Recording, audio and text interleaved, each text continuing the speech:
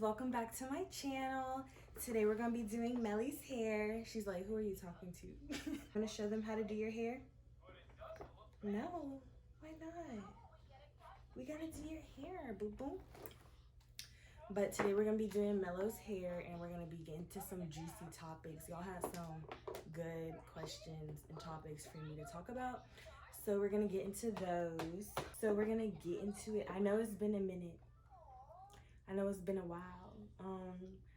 I'm not gonna say I'm gonna try to be consistent because I have a lot going on, but I'm gonna be uploading more videos, so stay tuned. And also tell me what you guys want to see. I'm thinking about doing a room makeover, like a boho type room decor.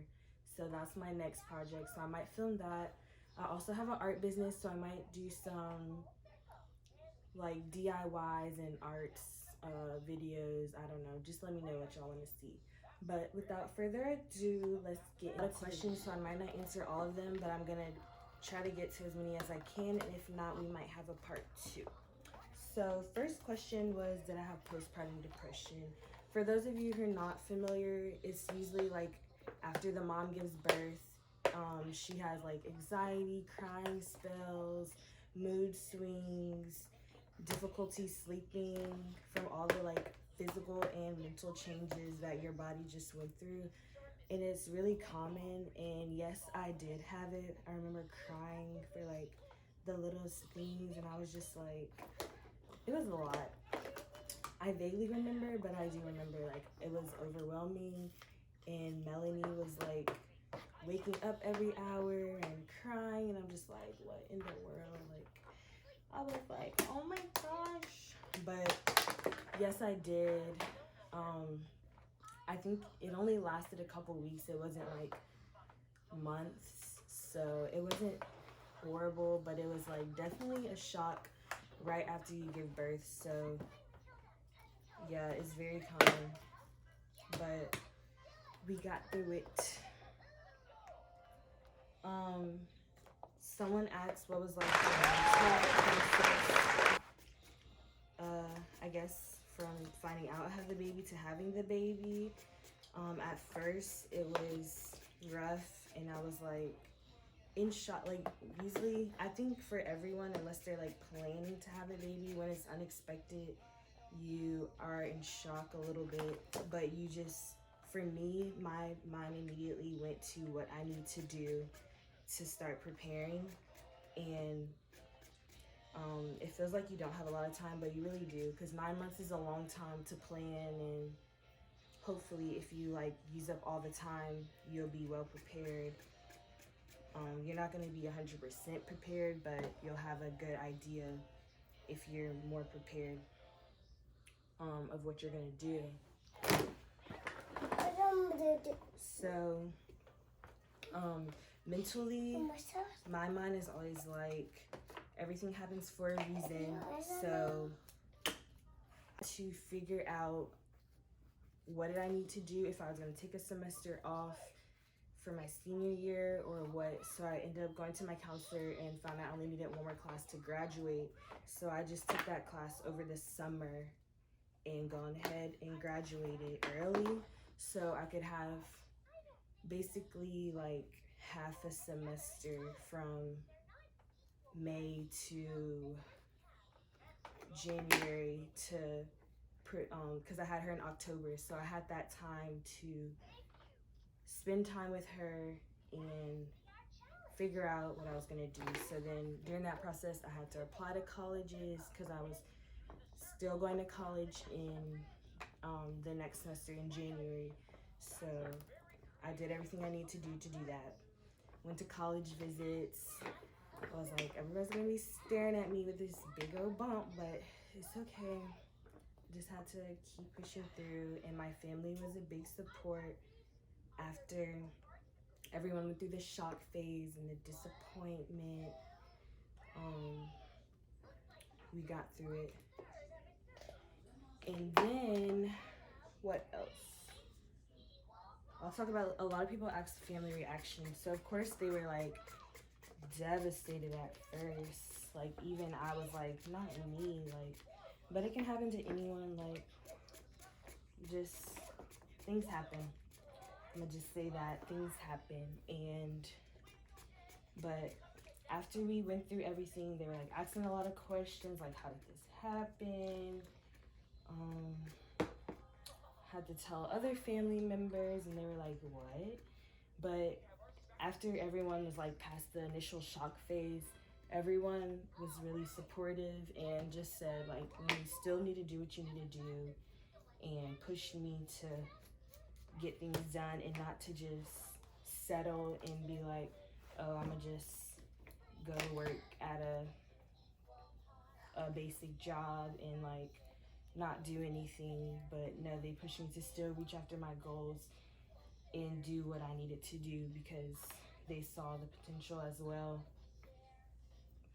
And I just wasn't that type of person to just, I don't know. I know some people don't have help and family support and they have to do what they have to do.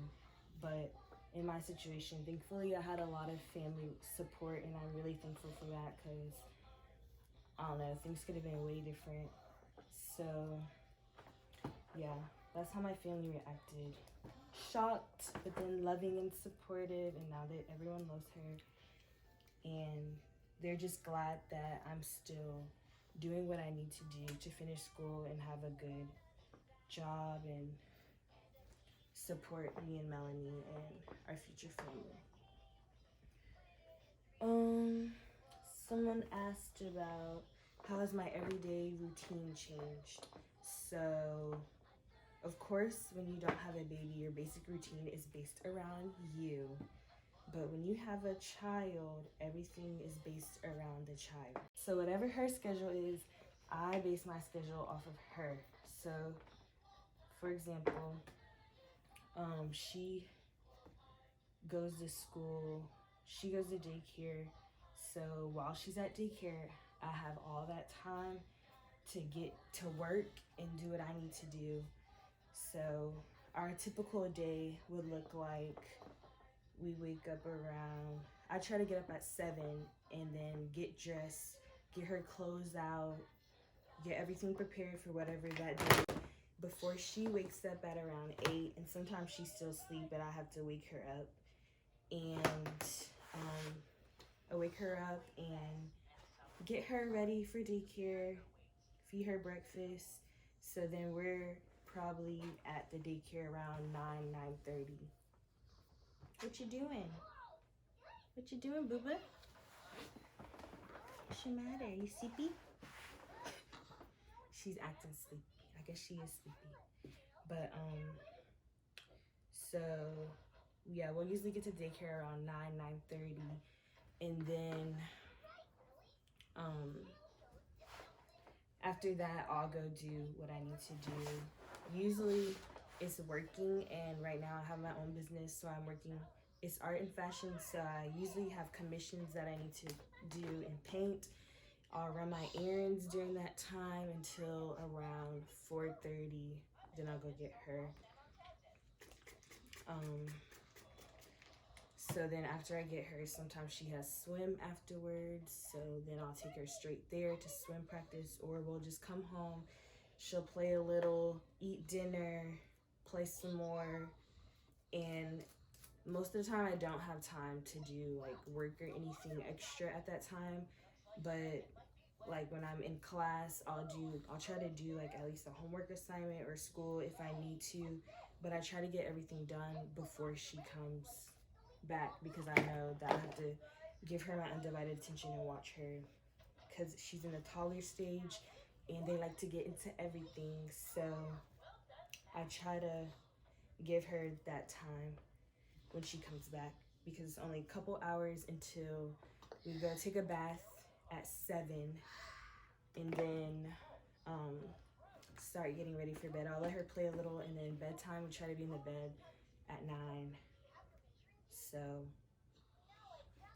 then the day starts over and we do it all over again. How do you balance everything?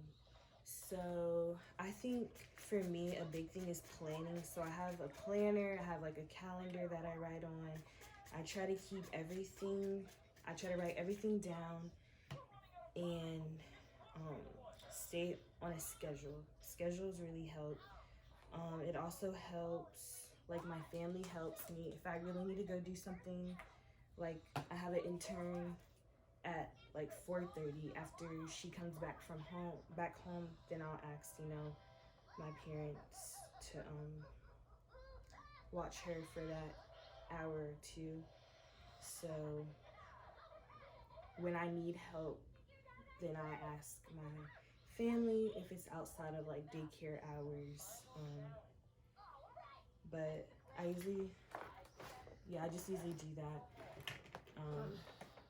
A schedule and asking like for help or whatever what I need. And like another thing, it's not like all work. Like it's fun to have a child. You can do things with them. So it's like play and work. That makes sense. Like it's your job, but it should be fun. Parenting should be fun. Or at least in my opinion, you should enjoy it because that's how you get the best out of it, in my opinion. Alrighty, next topic is co-parenting. So yes, me and the dad co-parent. That's another stage. A big thing with co-parenting is communication.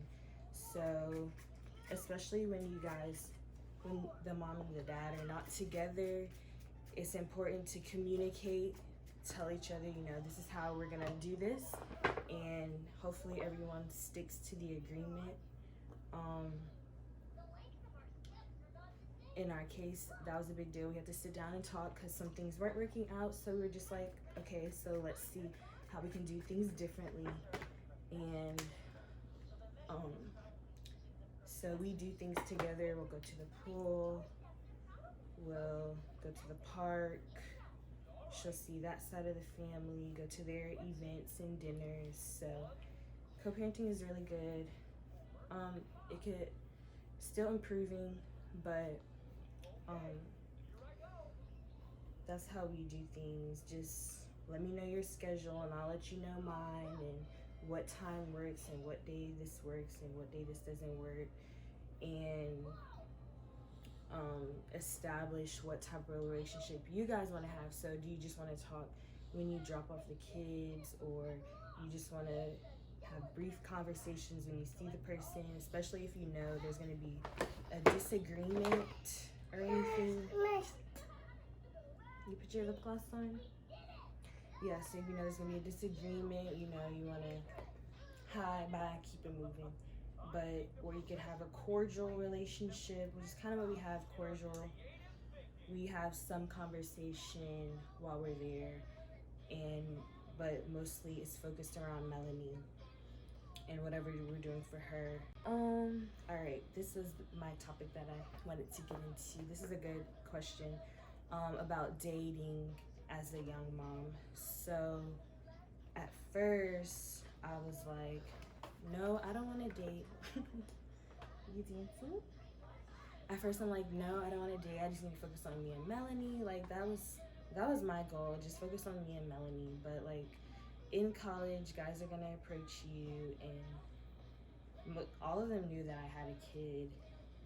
I don't think there was unless like if they would approach me and they didn't know who I was, then I would tell them like I didn't try to hide it or whatever, that I had a daughter. And most of them didn't. None of them had a problem with it, so that was interesting. Or if they were just saying that there was no problem with it. But I never had a problem with someone being like, oh, I don't want to talk to her because she has a child. So I don't know. I'm pretty sure there's people out there that are like, no, I don't want to deal with another child, but that was never in my... Yeah, that was never my issue. Most of them would still try to talk to me, and I'm just like, no, I don't want to talk to you. Friend zone. But I am in a relationship with what we do is, like, while she's at daycare, most of the time we'll have like a date day or whatever, and we'll spend time with each other while she's at daycare, so that when she comes back, I'm with her that rest of the time. So if I need to go do anything, get my hair done, get my nails done, it's gonna be while she's at daycare, or while, like, on the weekend, maybe my dad will watch her or my mom or someone like that. But that's, most of the time I do everything during the weekend. If I want to do something, go out on a date or whatever, during the week, most of the time I don't do it during the weekend, but if I do, then I'll just ask, like, my parents if it's okay if they watch her for a couple hours, and usually they're pretty cool with it, because like I said, it's not like every weekend. And another thing was that is, like, he's really understanding about that, so he's never like, you never get to spend time with me. No, I make sure that we do spend time with each other, even if it's just like 2 times a week, you know. It's still good, and talk every day, communication, talking on the phone. So sometimes I'll take Melonie with us to maybe like go walk at the park or go eat dinner.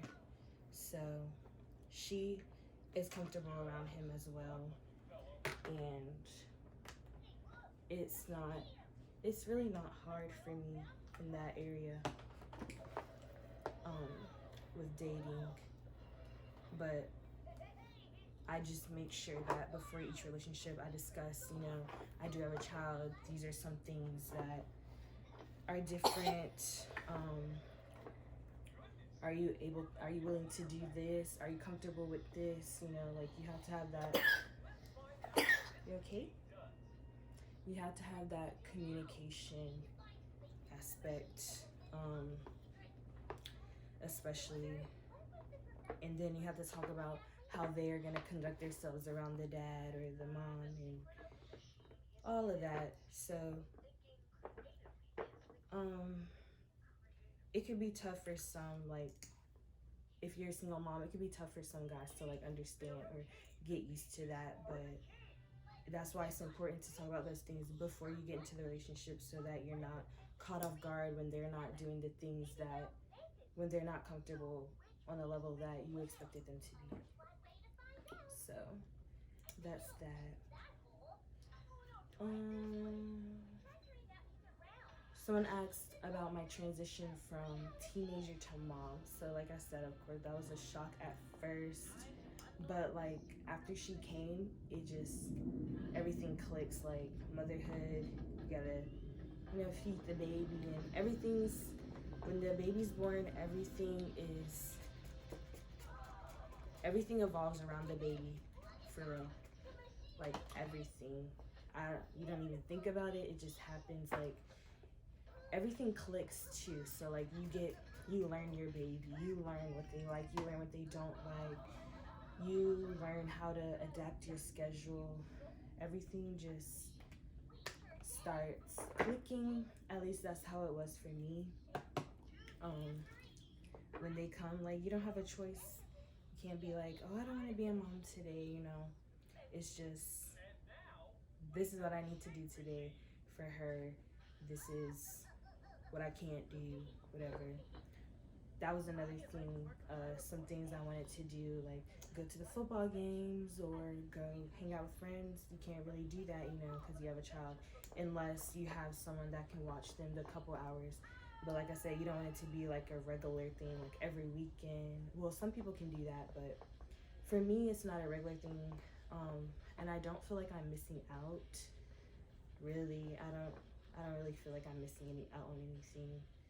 But every now and again, I like to go out with friends or go to a football game or whatever the case may be, do extracurricular activities like modeling or whatever.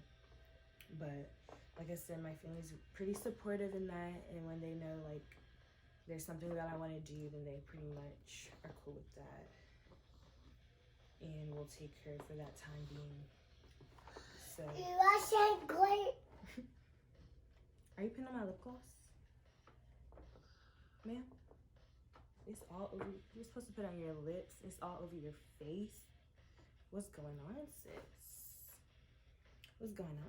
All right, so The next topic is how do you stay motivated? So I think she definitely keeps me motivated because I know I need to get my schoolwork done. I need to pass so I can graduate and be done with that. Like, that keeps me motivated because I know, like, she's also about to start. I'm preparing ourselves to get a house and to have our steady job, but I need to go through school first. I need to have a settled job, you know, a stable job. So she keeps me motivated because I know that everything I do is for her and the betterment of her future in her life. So that's a big motivation, that I'm not doing stuff for me and I can't have the mentality that I don't care about me and it doesn't matter, because it matters for her and for her life, and basically everything that I'm doing is for her. So that keeps me motivated.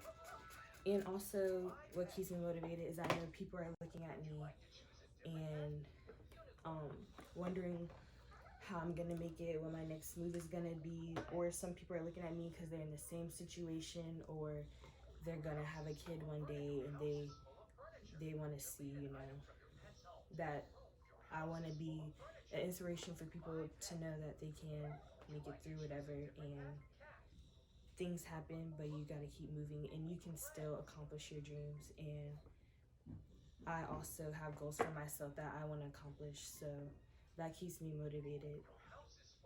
But knowing a lot of people are watching me and knowing that everything I do affects my child, I'd say that motivates me the most. So as we're finishing, the last question we're gonna address is, what was the hardest thing about being a mother?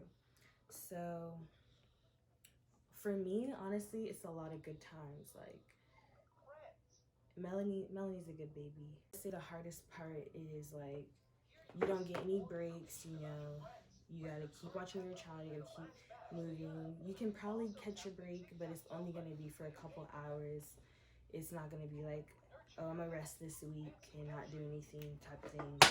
You're never bored, which for me is a good thing, because it keeps you busy, keeps you moving. You don't have time to be lazy, and I mean, every now and again you're gonna be slacking. Not slacking, but like you'll be lazy and whatever. You don't feel like doing anything. You don't feel like getting out of bed, but you have to. So that's that. Definitely been working this whole time, but it's just what it is. At this point, I've gotten used to it. But like I said, sometimes you can get a break, but most of the time you don't. But well, as a single mom at least. So, yeah, that would be the only thing with the hardest part. Look, so Mommy. yeah, it's pretty. You like it? And you got your bow. So I hope I touched on everyone's topic. Someone also mentioned, like, most of the time people never speak about it. They just act like everything is okay, act like everything is a walk in the park, or some people act like it's the worst thing in the world. But in my experience, it's been the best thing. It's fun, like, watching her grow up and just seeing, like, how a human goes from a baby in the stomach to like a young lady. I just really enjoy that process. You want to show them your hair and your outfit? She's missing her earring, but it's okay. It's okay. But yeah, it's just cool to see her personality. Look, show them the back. Show the back. I'm gonna shake it. Shake it. Ooh, yes ma'am. Look at that. Shrinkage. Here to tell you that you can do it. Be hopeful for your motherhood journey. Of course, you know, you can plan everything and wait till you get married and have your dream job and your dream house. But even then, I feel like the motherhood journey it's a change for everyone, because you're like, everything, like I said, you're going from everything being based around you to everything based around your child. But I hope you guys got a lot of information and, like I said, are hopeful for motherhood and excited if you are expecting